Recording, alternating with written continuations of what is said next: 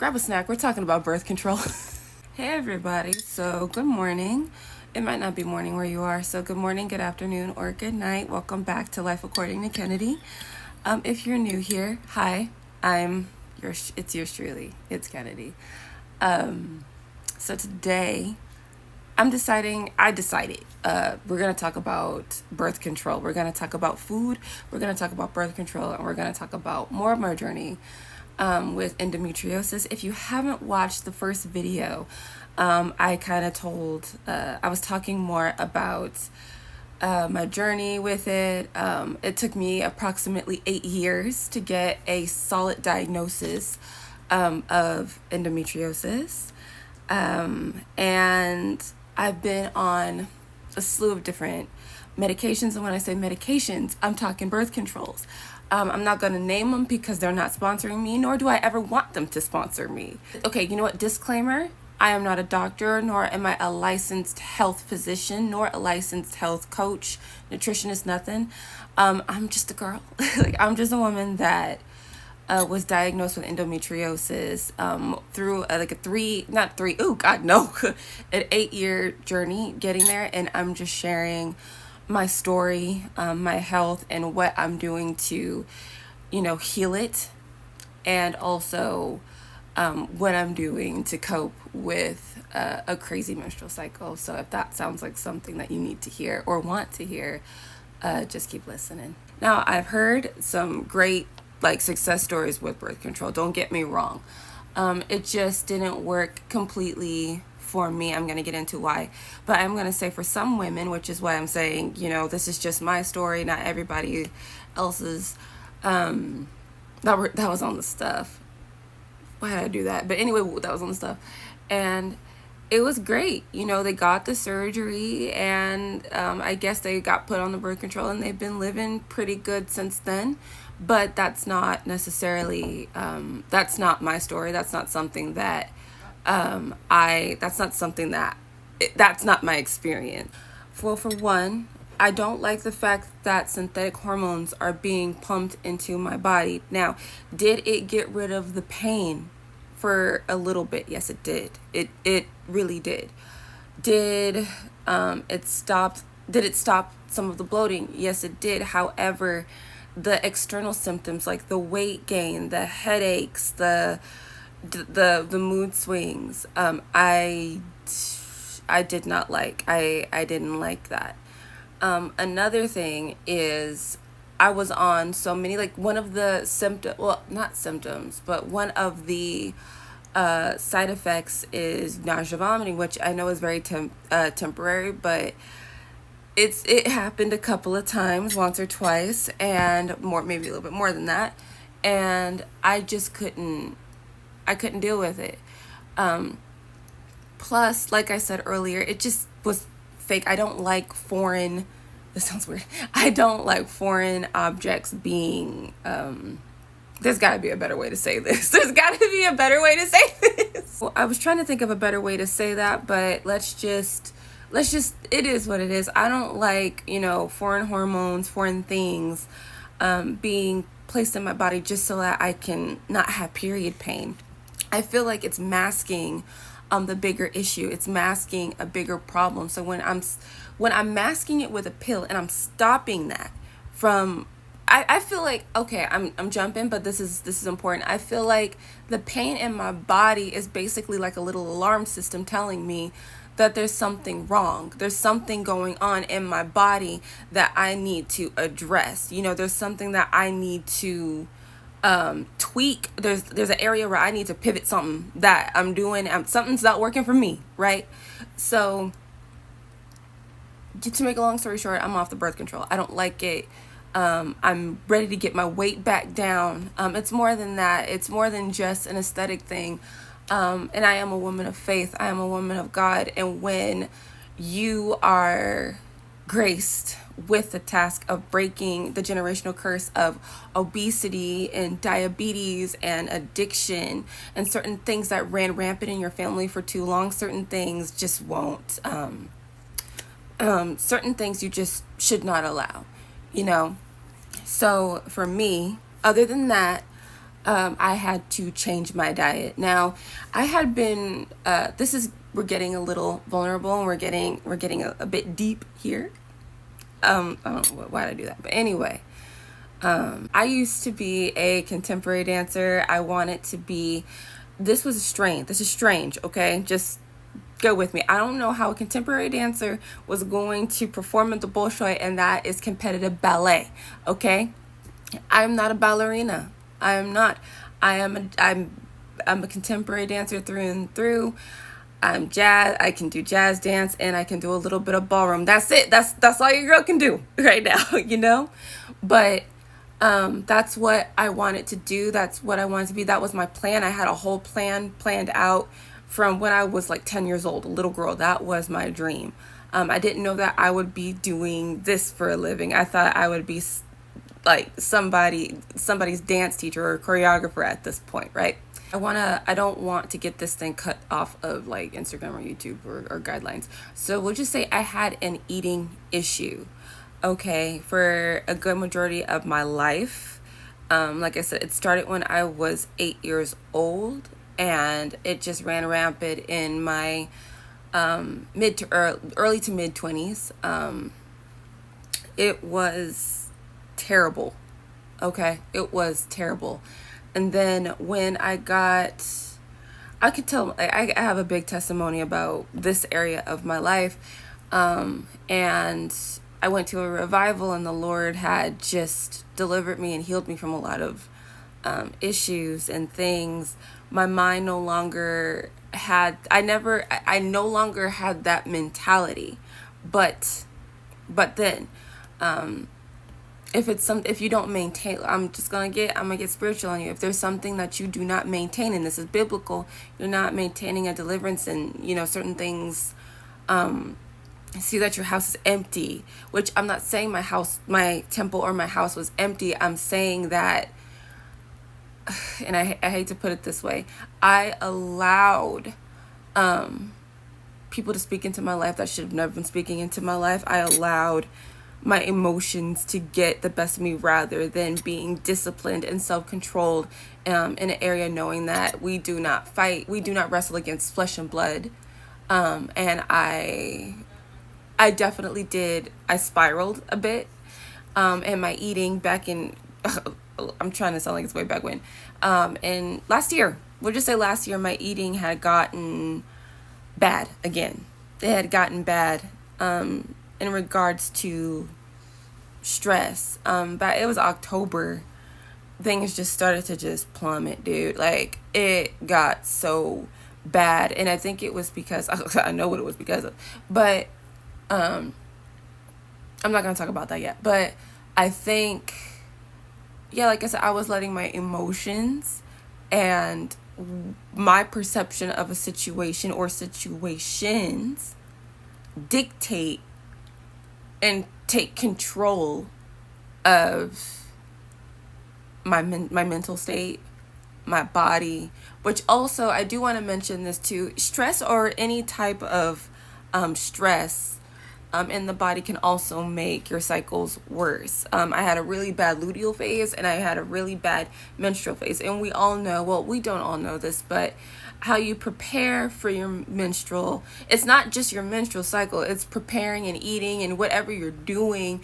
beforehand. Like I was saying, what you're doing beforehand will determine that. Now, with endometriosis, I don't know everybody else's, I don't know how it manifests in everybody else, but for me, I feel it literally in my luteal phase. Like, I feel like, I would say 4-ish days before my cycle starts, I'm in pain already. And I'm not gonna lie, I believe that some of my pain is contributed to stress and how I deal with it and how I manage it. I'm a big believer in food being your medicine. And I truly believe that it is an environment. Endometriosis is not just a reproductive issue. It's an environment issue. It's a stress issue. It's a food issue. It's all of those things. It's a supplement issue. Why did I do that? I thought I had my when you're supposed to be wearing glasses and you just do that anyway. But I truly believe that. And in my life, let's just be honest, I had a lot of stress. going on in my life. I didn't know how to say no. I felt like everybody needed me. I felt like people definitely misunderstood me or misconstrued me. I don't know. You know what I'm saying. And I allowed my emotions in those areas to dictate how I ate, how I slept, what I did, what I drank. I drank soda like a mad person, and we all know soda is packed with sugar, and sugar is something that I needed to stay away from. I need to stay away from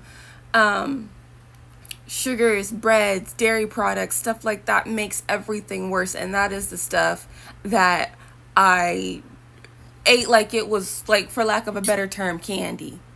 Okay. And me sitting there complaining, being like, oh, I'm fine, everything is fine, when literally it's not. You're only, I don't know who needs this, but you're really only fooling yourself. Everybody else can see, like an alcoholic. Thank you, Lord.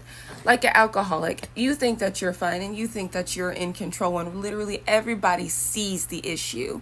Okay, the only person that you're deceiving and the only person that you're lying to at this point is really yourself. So for me, that was the issue. I was straight up, I don't know, this was supposed to be about word control, but I'm feeling like this is something that needs to be said as well as we're flowing.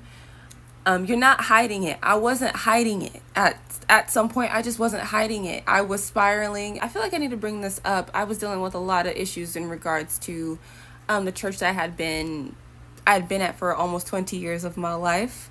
I'll be 30 in 4 months. In 4 months. It was church trauma. I was being hurt by the church. It was not church hurt. I feel like staff members and people like to hide behind the term church hurt, because accountability is a cuss word to some churches. Not all churches, but to the one I was in, accountability is a freaking cuss word, but I digress. And because I felt as if like I was walking on pins and needles there, I felt like I had to cross my T's, dot my I's, even my Q's, that took a lot out of me too. Like when I'd come home, I would binge eat, because of the stress of, it's like all of it just coming down and being like, okay, I can relax. I can be myself. Like if I look the wrong way or if I just stare blankly at something, people aren't going to think it's something weird. Okay. Thank you, Lord. Me doing that.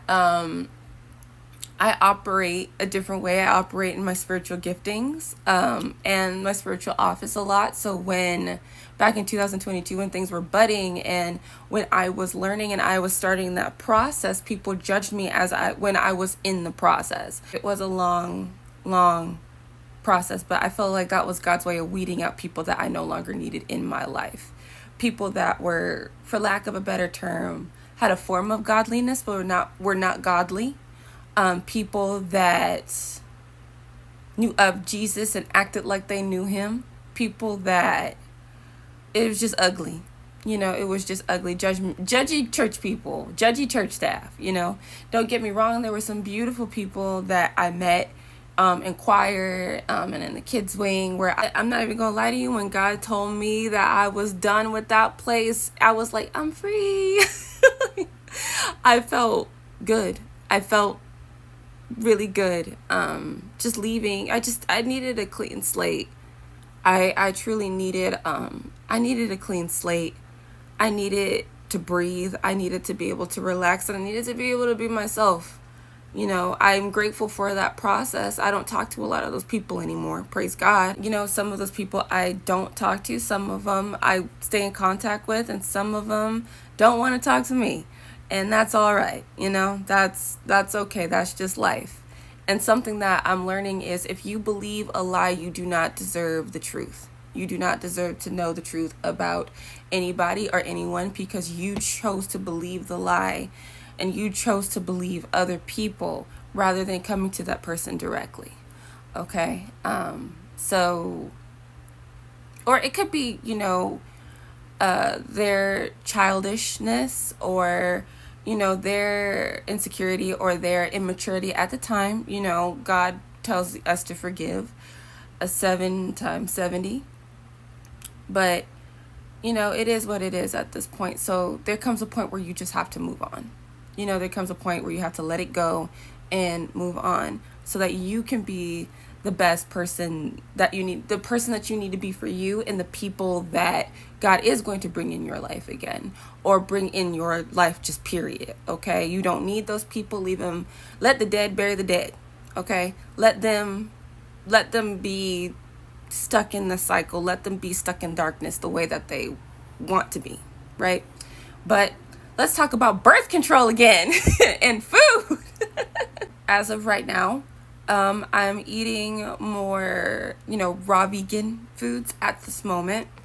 There are times in my cycle, and I would say closer to the end of my luteal phase into my menstrual cycle, where I do eat more meat, only because I need the iron. Do I have iron pills? Absolutely, but I feel like I just need more. I feel like I need to start taking iron a little bit before then, maybe in my follicular, which is the first phase after the menstrual cycle.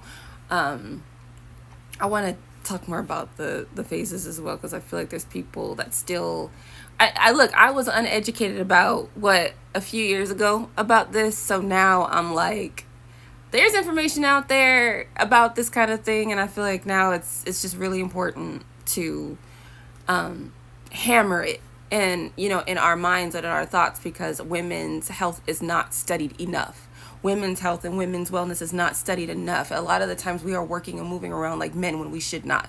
Ladies, we are not men, nor should we feel like we have to compete with men. We are in a league, in a quote unquote cycle of our own, and we are able to be successful in different ways, right? That it just makes, now I'm getting mad. I'm not even gonna lie to you. I'm getting mad, but bring it down. Where was I going with this conversation? I'm a little all over the place. That is something that you guys are gonna learn about me, but whatever comes out of my mouth is effective and important, and that is something that you will learn. Everything that I say is important. Coming on here, I come on with purpose. I don't just come on here just to go, hi guys. I don't do that. Okay, that's not me. Please. Anyway, like I was saying, I eat more raw vegan foods. There are times where I do eat cheese. I'm not supposed to eat it all the time, but there are times that I do eat that. Do I eat eggs? Yes. Not every day. Fruits, vegetables, oats, tea, water, kombucha. I haven't tried kimchi. There's a lot of fermented foods that I have not tried that I know is really good for the follicular phase. But kombucha, yes. And I love dark chocolate. I like the, what are they called? The Brookshire something dark chocolates, and they have like the fruit inside. I like those. Those are good. I like Lily's, which I know that's for like keto, that kind of thing. I like that chocolate. Stay away from the candy. Stay away from the red vines. I was a red vines lady. I loved I loved red vines. I loved the Hershey's chocolate. I loved the cookies and cream. I loved ice cream. I loved all that. What I do now, as far as ice cream and stuff that I want, I get myself protein shakes. Put a boatload of ice in the what is that thing called? Sorry, brain fog. In the blender, and then I put a bunch of fruit in it, and I just let it churn, let it go, and a banana because I like that. And you got your ice cream, okay? Stick it in the freezer. You got more ice cream. If you have an overflow of influx of that, just put it in the freezer and you can have it for another time. But yeah, that's what I do. That's how I'm eating. I love dates.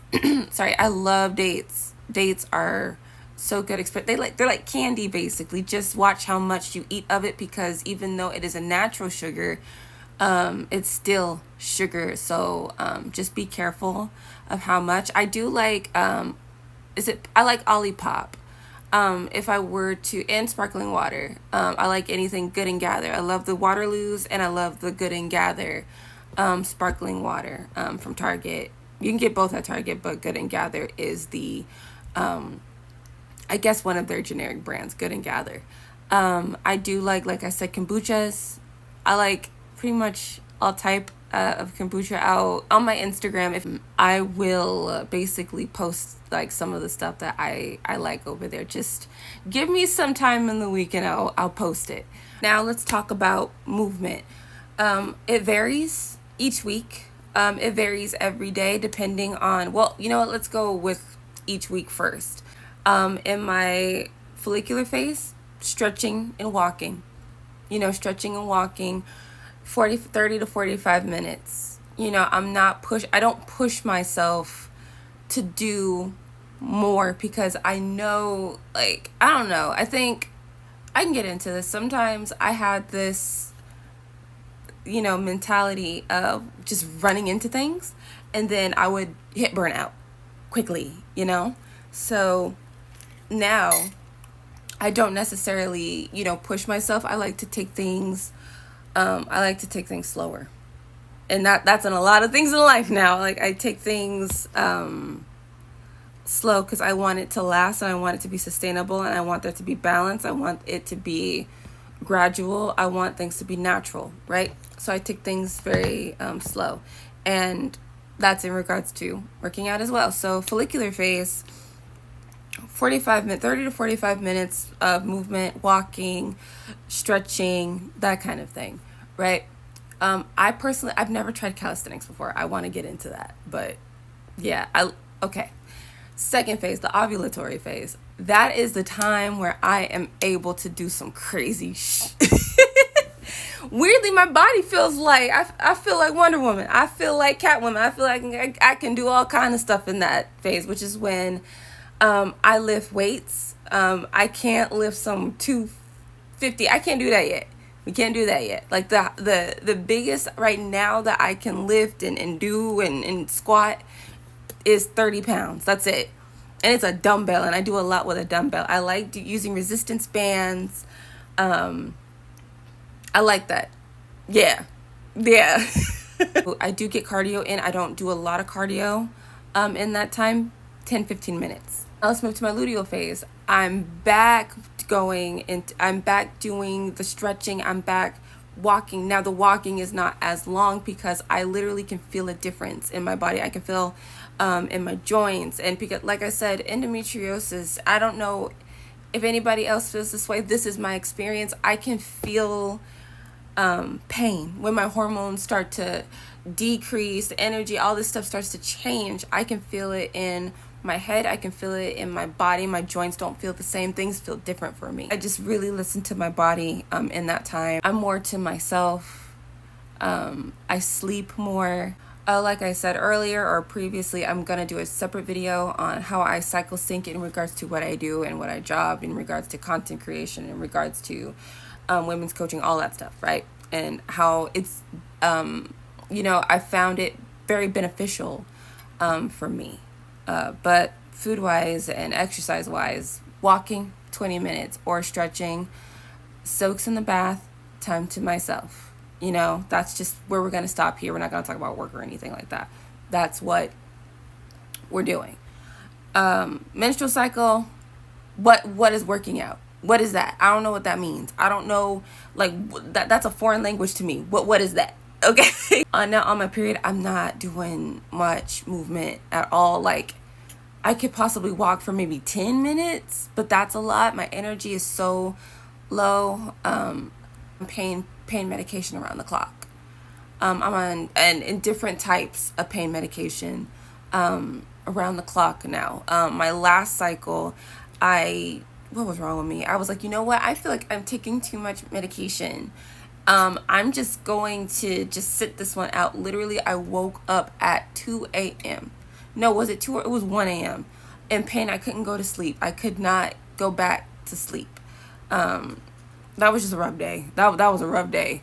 I did get up, took the pain pills, did what I needed to do, and just we learn from our mistakes and we move forward, right? Yeah, no, like I was saying, I give myself extra grace and extra love around that time. Like I said, I am going to do a separate video on cycle syncing in regards to my career and what I do and how I'm able to run all this stuff that I'm doing behind the scenes, literally without having to sacrifice my sanity, like my mental health or my physical health.